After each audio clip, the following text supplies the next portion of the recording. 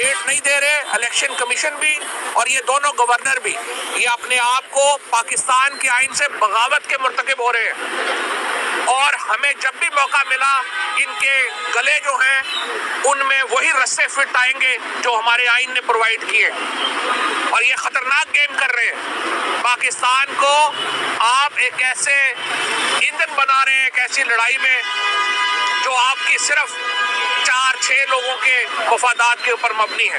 ہمیں جب بھی موقع ملا ان کے گلے جو ہیں ان میں وہی رسے فٹ آئیں گے جو ہمارے آئین نے پرووائڈ کیے۔ یہ جو لوگ جو ان کیئر ٹیکر گورنمنٹ میں لگ رہے ہیں، چاہے وہ چیف منسٹر ہو، چاہے وہ الیکشن کمشنر ہو یا باقی لوگ ہو، آپ یہاں پہ 3 مہینے کے لیے، 4 مہینے کے لیے، 5 مہینے کے لیے، سال کے لیے، پاکستان کے عوام اس ظلم کو معاف نہیں کریں گے۔ اب وہ تمام لوگ جو 25 مئی کے واقعات میں ملوث تھے، جنہوں نے انسانی حقوق کی بدترین پامالی کی، ان کو دوبارہ لایا جا رہا ہے۔ آج ہم نے الیکشن کمیشن میں یہ درخواست دی ہے کہ یہ لوگ جو 25 مئی کے واقعات میں براہ راست ملوث تھے ان کو پنجاب میں تعینات نہ کیا جائے۔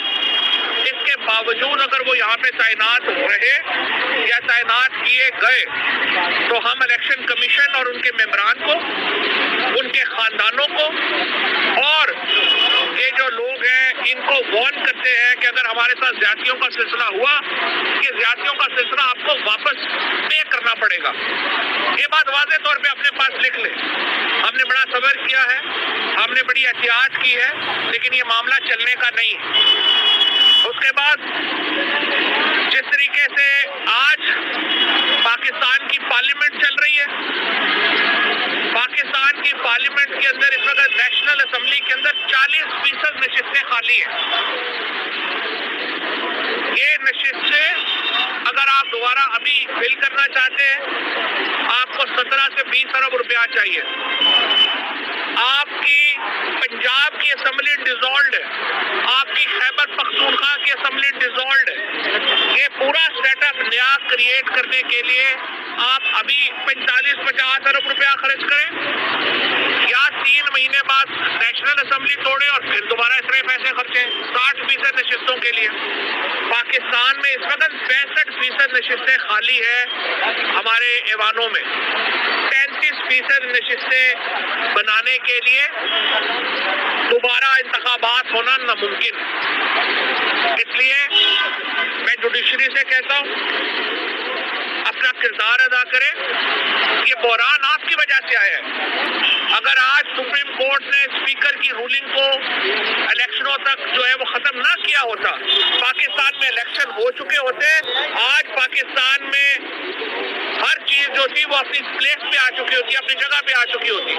بدقسمتی سے سپریم کورٹ کی رولنگ کی وجہ سے ایک اتنا بڑا سیاسی بحران پاکستان میں پیش آیا ہے جس سے 22 کروڑ لوگ جو ہے ان کی کمر ٹوٹ گئی۔ ہمارے ایک نااہل وزیر اعظم اور اس کی کابینہ کو مسلط کیا گیا ہے۔ کل سے 24 گھنٹے سے بجلی بند ہے۔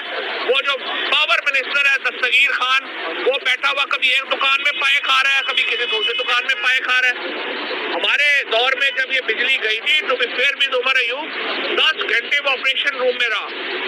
اس نے رات کو سویا نہیں جب تک بجلی بحال نہیں ہوئی۔ اور یہاں پہ منسٹر صاحب ہیں، وہ کبھی ایک دکان پہ جا کے پائے کھا رہے ہیں، کبھی دوسری دکان پہ جا رہے ہیں، پھر آ کے پریس کانفرنس کر رہے ہیں۔ اس وقت جو سیٹ اپ پاکستان کے اندر چلایا جا رہا ہے اس کا آئین سے کوئی تعلق نہیں، وہ مافیاز کا سیٹ اپ ہے۔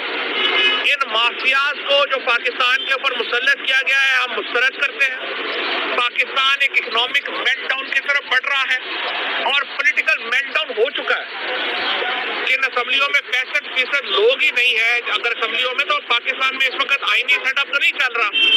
ہم کہتے ہیں آئین کو بحال کیا جائے، ایک ایسی حکومتیں بنائی جائیں جس کے اوپر تمام کو اعتبار ہو اور ملک کو نیشنل الیکشن کی طرف لے کے جایا جائے، جو کہ واحد حل ہے اس وقت پاکستان کے مسائل کا۔